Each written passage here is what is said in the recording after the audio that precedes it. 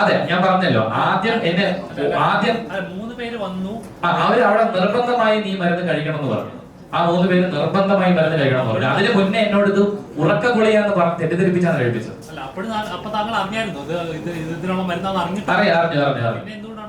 പുറത്തു പോകാൻ നിവൃത്തിയില്ല, എന്നെ വെളിയിൽ വിടില്ല അവര്. എനിക്ക് വെളിയിൽ വരണ്ട, എനിക്ക് ആരെ അറിയിക്കാനുള്ള ഓപ്ഷൻ പോലും ഇല്ല, ഒരു മൊബൈൽ ഫോണും ഇല്ല. അവിടെ ആ ജനല് തുറന്നു കഴിഞ്ഞാൽ ഒരു വലിയ ഗ്രൗണ്ട് മാത്രമാണുള്ളത് ആ ഹോട്ടലിൽ. താങ്കൾ അവിടെ മാനസികമായിട്ട് തളർന്ന ഒരു സിറ്റുവേഷൻ ഉണ്ടായി ലാലേട്ടന്റെ എപ്പിസോഡ് കഴിഞ്ഞിട്ട്. അപ്പം അതിന് കാരണം എന്താ? ലാലേട്ടനുള്ള ഒരു സ്നേഹം ആയതുകൊണ്ടാണ്? എന്ത് പറ്റിയ? ഞാൻ പറഞ്ഞല്ലോ, തളർന്നത് എന്റെ ക്യാരക്ടർ അസാസിനേഷൻ. ഞാൻ അല്ലാത്ത രീതിയിൽ അവരവിടെ എഡിറ്റ് ചെയ്ത് പോർട്രേറ്റ് ചെയ്തു. ഞാൻ പറയാത്ത കാര്യങ്ങൾ ഞാൻ പറഞ്ഞത്, അല്ലെങ്കിൽ ഞാൻ പറഞ്ഞ കാര്യങ്ങൾ വേറെ രീതിയിലേക്ക് പോർട്രേറ്റ് ചെയ്ത് അവിടെ കാണിച്ചു. എന്നെ ഒരു വേറൊരാളായിട്ട് ഇവര് ചിത്രീകരിക്കാൻ ശ്രമിക്കുന്നതായിട്ട് എനിക്ക് മനസ്സിലായി. എല്ലാ മത്സരാർത്ഥികളോടും ചെയ്യുന്ന കാര്യം തന്നെയല്ലേ? എല്ലാ മത്സരാർത്ഥികളോടും ചെയ്യുന്ന കാര്യങ്ങളല്ല എന്നോട് ചെയ്യുന്നതാണ് ഞാൻ മനസ്സിലാക്കുന്നത്. ഞാൻ ഈ ഷോയ്ക്കുള്ളിൽ അവർക്ക് ഷോയുടെ നല്ലതിന് വേണ്ടിയിട്ട് അല്ലെങ്കിൽ ഷോയുടെ TRPക്ക് വേണ്ടി എന്ത് ചെയ്യാം, എന്റെ കൺസേൺ അതല്ല സഹോദരൻ. എന്റെ കൺസേൺ പുറത്തിറങ്ങിയതിനു ശേഷം എന്നെ എന്തിന് ഇവരെ 3-4 ദിവസത്തോളം അടച്ചു വെച്ചിട്ടുണ്ട്? എന്തിന് എനിക്ക് സൈക്യാട്രിക് ഡ്രഗ് നൽകി?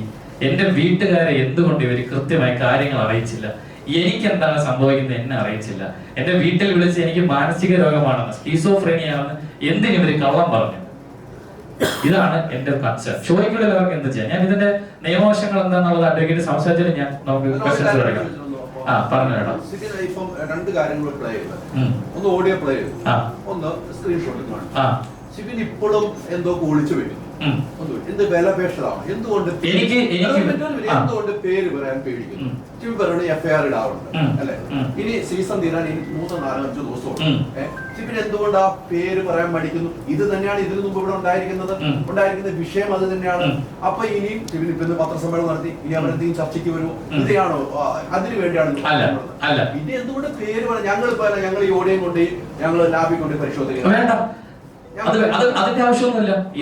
ഇത് ആരാണ് പറഞ്ഞതെന്നും ഇത് എന്തൊക്കെയാണ് പറഞ്ഞതെന്നും ഈ പറയുന്ന FIRന്റെ കോപ്പി വരുമ്പോൾ ഞാൻ പുറത്തുവിടാന്ന് ഞാൻ പറഞ്ഞിട്ടുണ്ട്. ഇപ്പോ നിയമപരമായിട്ടുള്ള ബുദ്ധിമുട്ടുകളാണ് പറഞ്ഞത്. ഉറപ്പായിട്ടും ഈ 3 പേര് ആരാണെന്നും അവർക്കെതിരെയാണ് FIR വിടുന്നത്.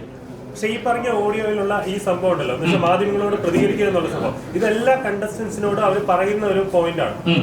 പുറത്തിറങ്ങിയ ഇപ്പം രതീഷ് ആണെങ്കിലും പുറത്തിറങ്ങിയ ശേഷം മീഡിയാസിനോട് ബൈറ്റ് കിട്ടിയ ശേഷം രതീഷിനോട് പറഞ്ഞു മീഡിയാസിനോട് സംസാരിക്കുന്നത്. അത് അങ്ങനെ കിട്ടുന്ന ഒരു വാണിംഗ് ആയിട്ട് കണക്ക് കൂട്ടിക്കൂടും. അത് മാത്രമല്ല, അതൊന്ന് തുടങ്ങി പിന്നെ അങ്ങോട്ടുള്ള കാര്യങ്ങൾ ഞാൻ പറയുന്നുണ്ട്. അത് മാത്രം ഞാൻ സ്ക്രീൻഷോട്ട് കാണിച്ചില്ലേ, അതുകൊണ്ട് അത് പുറത്തുവിടില്ലേ? ഉറപ്പായിട്ടും അത് ഈ പറഞ്ഞ പോലെ നിയമപരമായിട്ടുള്ള കാര്യങ്ങൾ അതിലുള്ളത് കൊണ്ടാണ് അത് വിടാതെ. ഉറപ്പായിട്ടും ആ FIRൽ എന്തായാലും പ്രതികളുടെ പേരുണ്ടാവും. അപ്പൊ പിന്നെ ഞാനായിട്ട് പുറത്ത് പറയേണ്ട കാര്യമില്ല. ഇപ്പം ഞാൻ പറയുന്നതിന്റെ പേരിൽ നിയമപരമായിട്ടുള്ള ബുദ്ധിമുട്ടുകൾ ഉള്ളതുകൊണ്ടാണ് ഇപ്പൊ പറയാത്തത്. എനിക്ക് ഞാൻ ഒരു കാര്യം അല്ല, ഇത് ഒരുപാട് ദിവസം ഇല്ലല്ലോ ചേട്ടാ. ഞാൻ പറഞ്ഞില്ല, പേര് പറയാത്തത് എനിക്ക് കാശ് വേണ്ട. ഇവരുമായിട്ടുള്ള ഒരു സെറ്റിൽമെന്റിന് ഞാൻ തയ്യാറല്ല. ഓൾറെഡി അത് കഴിഞ്ഞു, ഇനി അതില്ല. ആ ഒരു ആവശ്യം എനിക്കില്ല. അതിന് ഞാൻ അവരുടെ മുമ്പിൽ ഇരുന്ന് കൊടുക്കില്ല. സാവന്ത്, ഡോക്ടർ സാവന്ത് സൈക്യാട്രിസ്റ്റ് എന്നാണ് എന്നെ പരിചയപ്പെടുത്തിയത്. എനിക്കറിയില്ല. സാവന്ത് എന്നാണ് അയാളുടെ പേര് പറഞ്ഞത് എന്നോട്. എന്താണ്?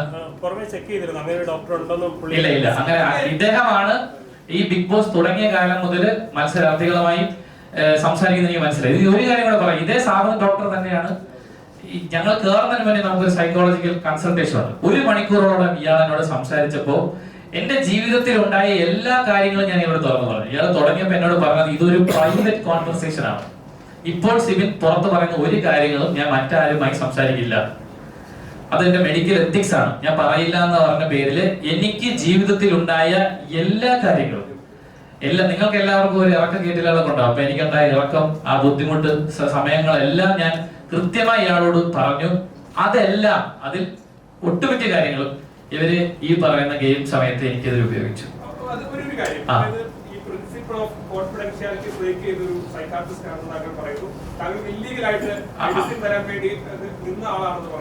സ്വാഭാവികമായും ഒരു പരാതി നൽകുമ്പോൾ ഏറ്റവും പ്രധാനമായിട്ടുള്ള ഒരു ആളായി അദ്ദേഹം വരേണ്ടതാണ്. തീർച്ചയായും. എഫ്ഐആറിൽ അദ്ദേഹത്തെയാണോ പ്രധാനമായും താങ്കൾ ഉൾപ്പെടുന്ന ഒരു പ്രധാന കൺസേൺ അല്ലേ? താങ്കളുടെ മെന്റൽ ഹെൽത്ത് തകർത്തു എന്ന് പറയുന്ന ഒരാളെ ഏറ്റവും പ്രധാനമായി താങ്കൾ ഉയർത്തിക്കാണിക്കുന്നത്? തീർച്ചയായും ഞാൻ സ്റ്റേറ്റ്മെന്റ് കൊടുക്കുമ്പോൾ അദ്ദേഹത്തിന്റെ പേര് തീർച്ചയായും പറയും. ഈ ഓടി അയച്ചിരിക്കുന്ന എന്റെ മനുഷ്യന്റെ ആൾക്കാരാണ് അല്ല, ഏഷ്യാനെറ്റിന്റെ ആളാണ്. അതെ അതെ. ഈ ഷോയുമായി ബന്ധപ്പെട്ട ആളാണ്. ഈ ഷോയുമായി എന്നോട് കമ്മ്യൂണിക്കേഷൻസ് നടത്തിയ ആളാണ്. തുടക്കം മുതൽ കമ്മ്യൂണിക്കേഷൻ നടത്തിയ ആളാണ്. പൈസ വേണമെന്ന് പറഞ്ഞു ഇദ്ദേഹം തന്നെയാണ്. അതിൽ കിട്ടുന്നതിൽ എത്ര എമൗണ്ട് എന്നാണ് പറയുന്നത്? 50% ആണ് പറഞ്ഞത്. കൃത്യമായിട്ട് വേണം. അപ്പോൾ കൊടുക്കില്ല. ഇല്ല, ഞാൻ വളരെ മാന്യമായി പറഞ്ഞാണ്. അങ്ങനെ അതിന്റെ ആവശ്യമില്ലല്ലോ. എനിക്ക് ഓൾറെഡി ഈ ചാനലിൽ ഞാൻ വേറൊരു പരിപാടി ചെയ്യുന്നുണ്ട്. അതിൽ കിട്ടുന്നതിൽ നിന്ന് കുറച്ച് തുക കൂട്ടിയാണ് ഇപ്പൊ ഇവർ പറഞ്ഞത്. സ്വാഭാവികമായിട്ടും ആ ഷോ രാവിലെ പോയി വൈകുന്നേരം തിരിച്ചു വരുന്ന ഒരു ഷോയാണ്. ഇത് 24 hours നിൽക്കുന്ന ഒരു ഷോ ആകുമ്പോൾ കൂടുതൽ പേയ്മെന്റ് തരണം. മാന്യമായി ഞാനൊരു അത്രയും പേയ്മെന്റ് അർഹിക്കുന്നില്ല എന്നുള്ളൊരു ചോദ്യം ഞാൻ അദ്ദേഹത്തിനോട് ചോദിച്ചു. അതിന് തെളിവെന്തെങ്കിലും ഉണ്ടോ? ഓഡിയോ ഇല്ല, അതിന് ആ സമയത്ത് നമുക്ക് ഇങ്ങനെയൊക്കെ ഉണ്ടാവുമെന്ന് അറിയില്ലല്ലോ.